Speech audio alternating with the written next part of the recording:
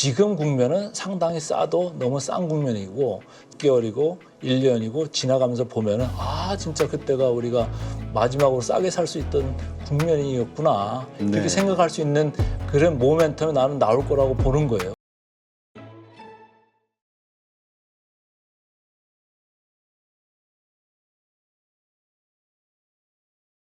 네, 오늘 모신 분은 전 모건 스탠리 이사셨죠? 더 프리미어 강관우 대표님이십니다. 안녕하세요. 안녕하세요. 네. 자, 참 그 사이에 지난번 출연하시고 나서 그 사이에 참 많은 일들이 있었습니다. 그러게요. 한국 증시 어쨌건 이러한 여러 가지 이슈들로 인해서 전국 불안이 또 가세하면서 시계 제로 상태가 또 돼버린 것 같아요. 한국 증시.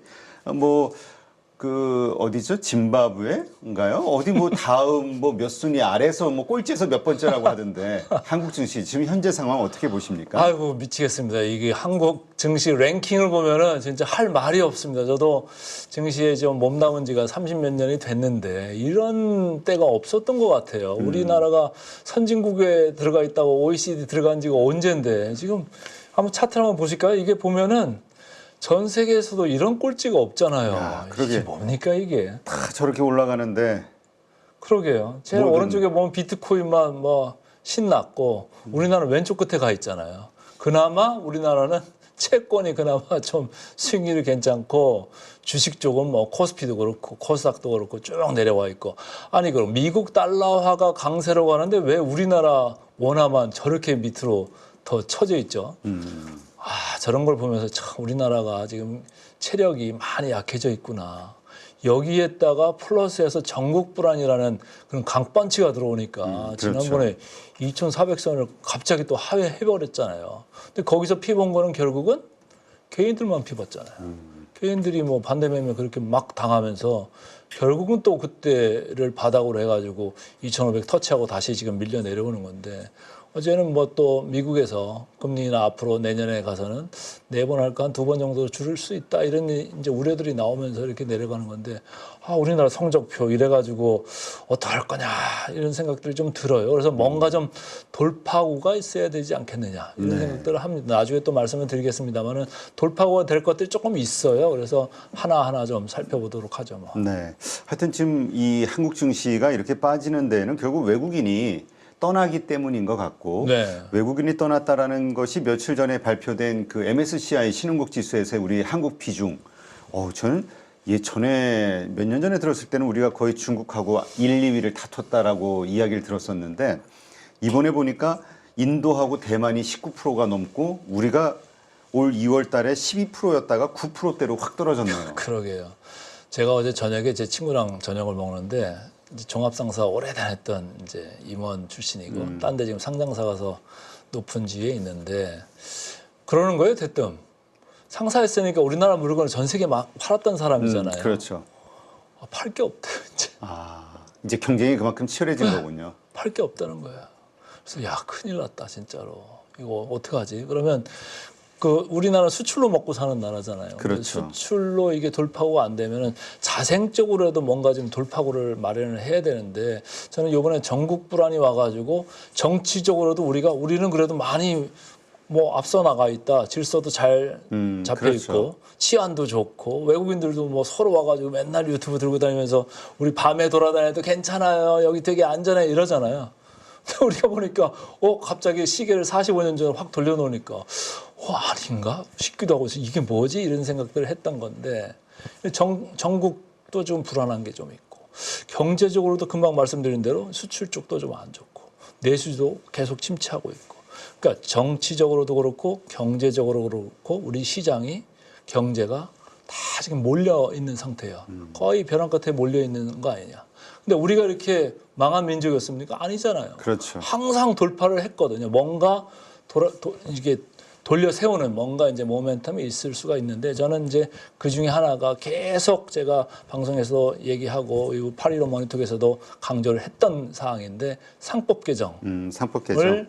지금 연말 중으로 지금 통과시킨다는 얘기를 계속 하잖아요. 네. 근데 오늘 공청회 하고 그랬죠. 그러니까 이제 절차를 밟아가는 건데 아무래도 다음 주 중이나 늦어도 31일 경우는 통과를 시키지 않겠느냐 이런 건데 이제 단 하나 걸림돌은 오늘 뭐 거부권을 행사했다는 얘기가 나오잖아요. 거부권을 혹시라도 행사할까 이런 거에 대해서는 조금 이제 우려가 있습니다. 네. 그렇지만 어쨌든 미국 시장에서 지금 이렇게 망가뜨린 걸 오늘 우리 시장은 장 초반 약세를 딛고서 점차적으로 이 낙폭을 축소하고 있잖아요. 그래가지고 좀 그나마 낫다. 내일장을 조금 기대를 해보자 이런 생각인 거고 그 기저에는 상법 개정이나 아니면 우리 시장이 너무나 지금 저평가돼 있어서 전 세계에서 이렇게 꼴찌하는 거를 다 감안한 그런 이제 반작용이 아니겠느냐 이런 생각을 합니다. 최근에 이제 외국인들이 많이 수급적으로 들어왔어요. 제가 그 숫자를 좀 하나씩 보면 말이죠.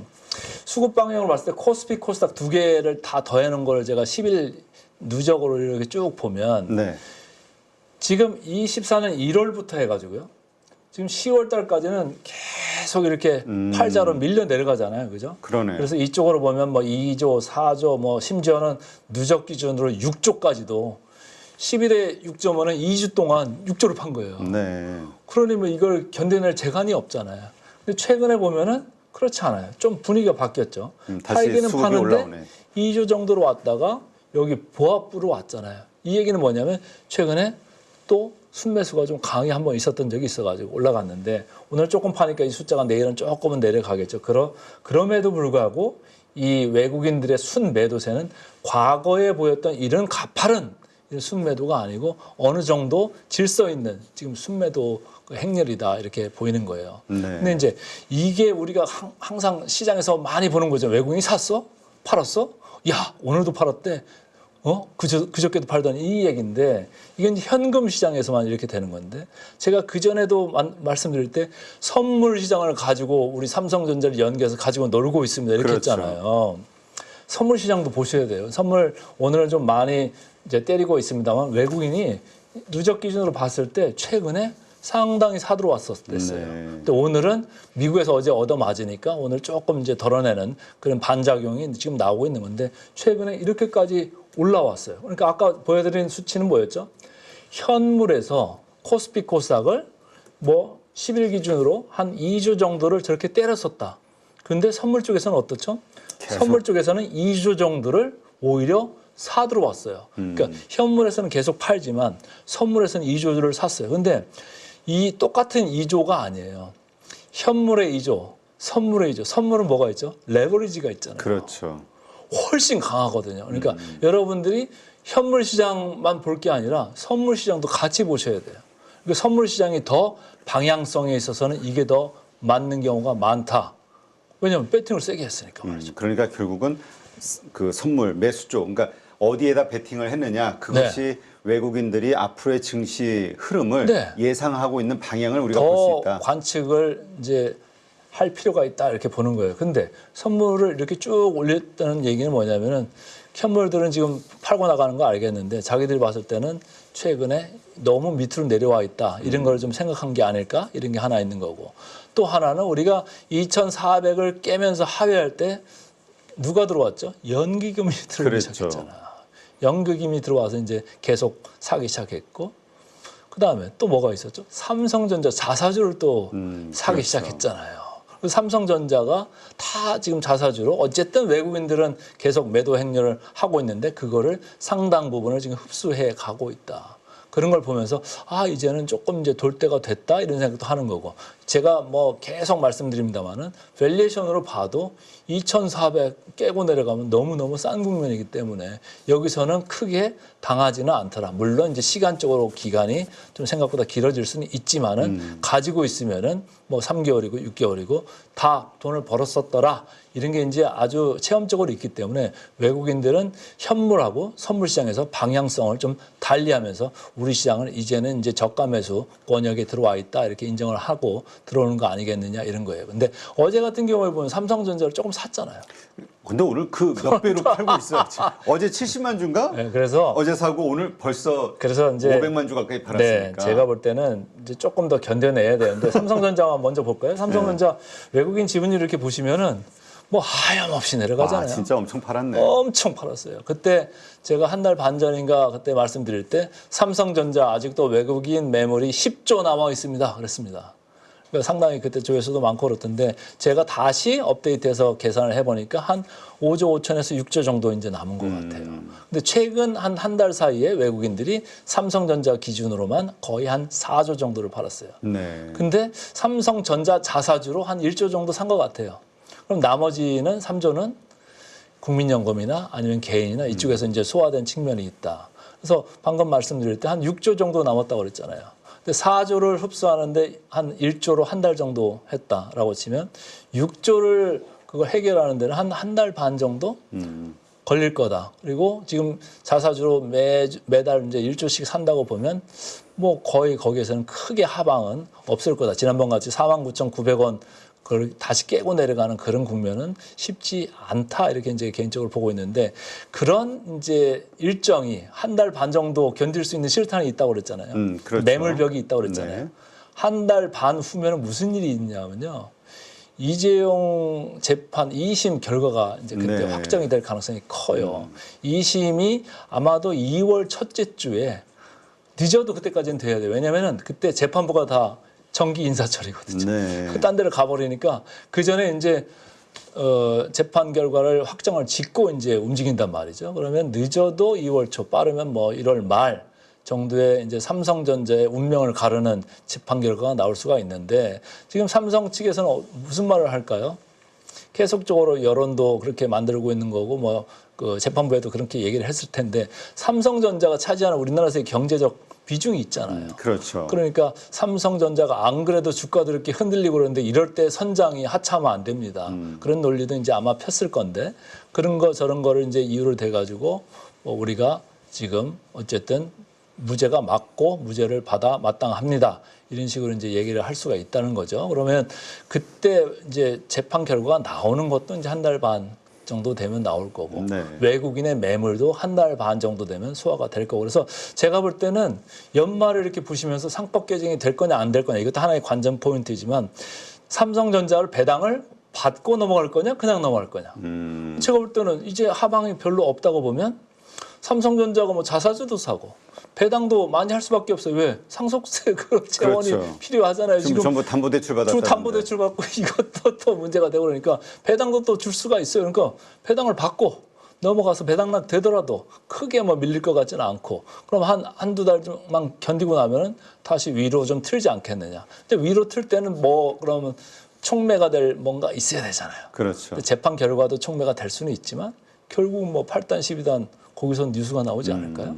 그래서 지금은 삼성전자에 대해서 애널리스트들이 4분기 실적이 뭐 8조 정도 초반으로 내려간다 해서 계속 깎고 있잖아요. 그러니까 얻어맞는 거죠. 뭐 안 그래도 팔고 싶은데 자꾸 그런 거 나오니까 겁나잖아요. 그러니까 그렇죠. 자꾸 정리를 하는 건데 타이밍적으로 봤을 때는 그럼에도 불구하고 저는 한 1월 중순 벌써 하순 가면은 분위기가 좀 달라질 거예요. 최근에도 사실은 삼성전자하고 하이닉스 오늘 뭐 이렇게 터지기 전에는 좀 분위기가 달라지는 느낌이 나왔었잖아요. 그래서 조금 지금 타이밍적으로도 봐도 이미 주가 조정을 지금 6개월 정도 지금 받고 있는 상황이기 때문에 충분히 조정을 받고 있는 거고 내년 1월 정도 가면은 시기적으로도 그렇고 여러 가지로 여건이 무르익을 그럴 타이밍이 됐다.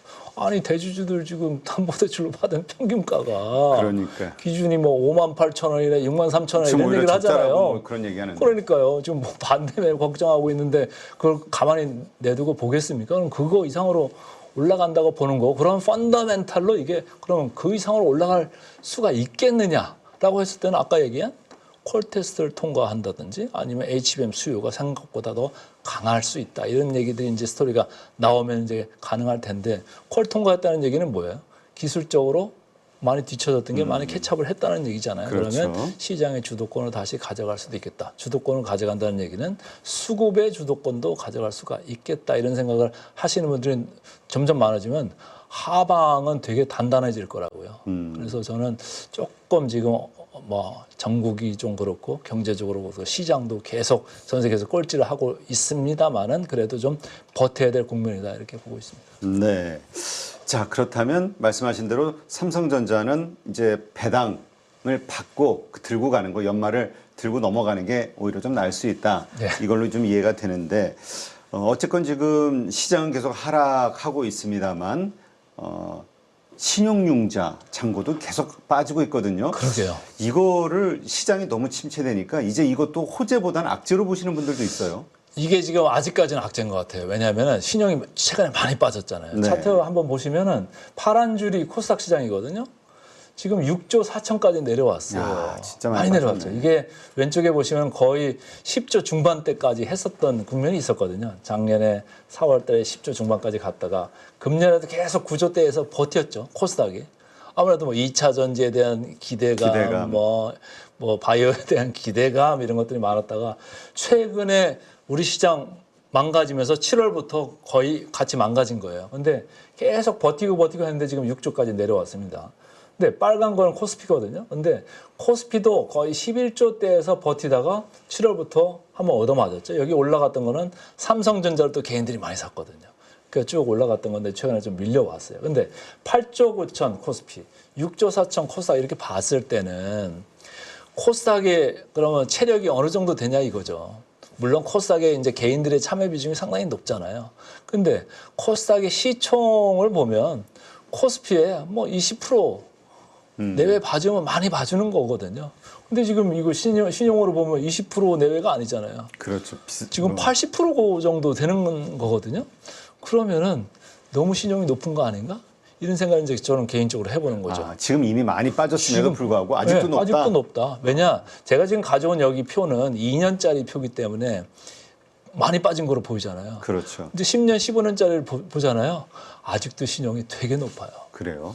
왜냐면 코로나 이전에는 뭐 한 어느 정도. 더 낮았어요. 이거 3 뭐 이런 때도 있었어요. 네. 근데 지금 상당히 높아져 있다 이런 얘기고 또 최근에 우리가 공매도 얘기는 안 하잖아요. 이제 공매도가 금지돼 있으니까 내년 이제 3월 되면은 이제 재개된다 이런 얘기가 있습니다만은 공매도는요 거의 땅바닥에 붙었어요.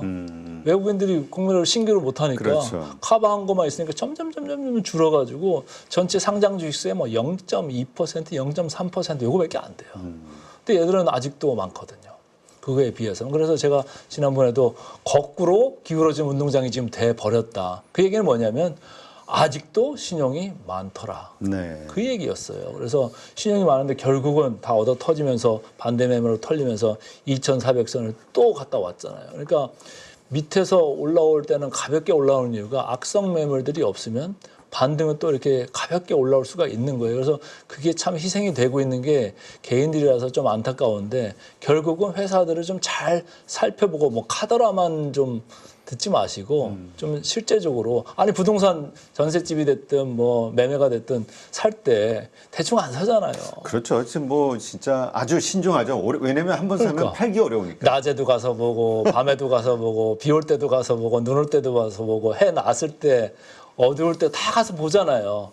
그 정도로 신중하게 봐야 되는데 주식은 그 정도로 이렇게 신중하시지는 않는 것 같아요. 그래서 제가 볼 때는 주식을 좀 신중하게 보실 필요가 있겠다 이렇게 보고 아직도 신용융자 잔고는 더 내려갈 가능성이 좀 있다. 저는 이렇게 좀 보고 있습니다. 네, 그렇군요. 그러니까 하여튼 이것을 봤을 때 아직도 불안 요소는 좀 있다. 네. 지금 왜냐하면 일각에서는 20조까지도 했었으니까 양쪽 그러게요. 합쳐서. 예. 그러니까 지금 한 17조 미만으로 떨어지니까 이제는 괜찮은 거 아니야? 15조 이렇게 보니까 이제는 줄었다 하는데 근데 이게 신용융자가 이렇게 떨어지고 있잖아요.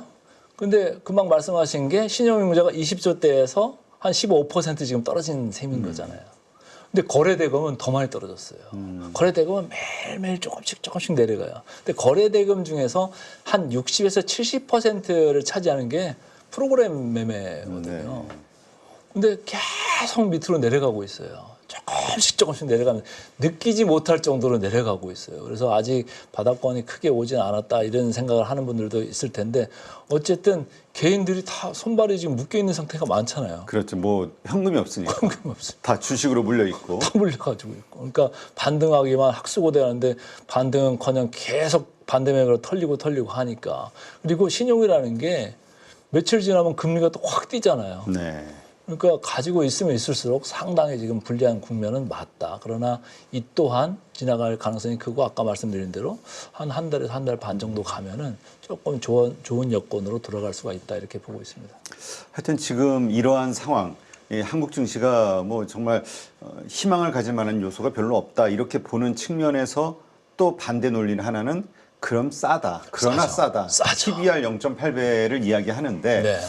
근데 이게 예전하고 또 다르다 이런 의견들도 좀 많고. 다르다고 보는 거는 그렇게 볼 수도 있어요. 왜냐하면은 이런 거죠. 어이, 우리나라가 뭐 잘 판데? 옛날보다 못 파는 것 같은데? 그 얘기는 뭐냐면 돈을 그만큼 못 번다는 얘기는 그렇죠. 하나를 팔아도 마진이 덜 남는다는 얘기잖아요. 그럼 뭐죠? 결국 종국에 가서는 ROE, 자기자본이익률이 떨어진다는 얘기예요. 그럼 자기자본이익률이 떨어진다는 얘기는 밸류에이션이라는 게 리레이팅이 아니고 디레이팅이야. 뒤로 간다. 후퇴한다. 후퇴할 가능성이 있다. 그런 얘기예요.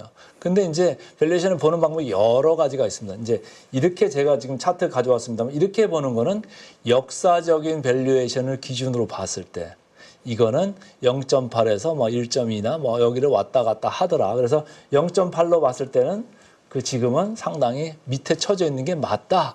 이렇게 얘기하는 거고요. 아까 말씀하실 때 아, 옛날하고 다르다. 그거는 이제 ROE. 아니 우리나라가 수출해서 먹고 살 것도 지금 부족해지는 것 같고 그치. 이제는 뭐 돈도 잘 남지도 않고 삼성전자 옛날에는 뭐 ROE 뭐 한 15%씩 나왔는데 지금은 7% 8% 나오기도 힘들고 내년에 잘한다고 해도 9% 10% 보더라. 그 얘기하면 얘기가 달라진 거잖아요. 그렇죠. 그걸 기준으로 봤을 때는 맞아요. 이게 밑으로 빠지는 게 맞아요. 이게 너무 자연스러워요. 근데 옛날 기준으로 보면 와 지금 진짜 많이 내려와 있다. 그러니까 이 시점에서 어떻게 우리가 저 지표를 이해하면서 전략을 세워야 될 것이냐, 투자 전략. 자 거기서도 이제 제가 또 하나를 말씀을 드리면 상법 개정을 해가지고 이사회가 좋은 이제 결정을 하면은 회사 밖으로 빠져나가던 돈들이나 이윤들이 회사 안에 이렇게 축적이 되잖아요. 네. 그러면 이익률이 일단 더 좋아질 수가 있고 또 이렇게 돈을 많이 벌게 되면은 또 배당을 많이 할 수 있지 않습니까? 배당을 많이 한다라는 얘기는 ROE가 계속적으로 높게 유지될 수 있다는 거예요. 네. 미국의 뭐 애플이나 뭐 다른 이제 메가캡들 보면 배당들을 상당히 많이 하거든. 배당 그렇지. 성향이 되게 높아요. 배당 성향도 높고 또 있는 돈 없는 돈 갖다가 자사주 매입수가 엄청 하잖아요. 그게 뭐예요? 주주한테 돌려주는 거잖아요. 그런 걸 막 하는데 우리나라에서 그런 걸 외국 기준으로 보면 뭐 지금 뭐 3분의 1 아니면 반 이 정도밖에 안 되는 경우가 많거든요. 그러니까 우리나라 밸류에이션이 높을 수가 없는 거예요. 근데 네. 상법이나 이런 게 통과돼 가지고 그런 걸 혹시라도 많이 하게 되는 그런 국면에 들어간다. 라고 할 때는 다른 얘기죠. 그럴 때는 이제 새로운 얘기가 되는 거예요. 그러면 돈들이 좀 있으면 주식도 올라가고 주식들이 있으면 잘 되면 내 주머니가 좀 불어나잖아요. 그러면 뭘 하죠?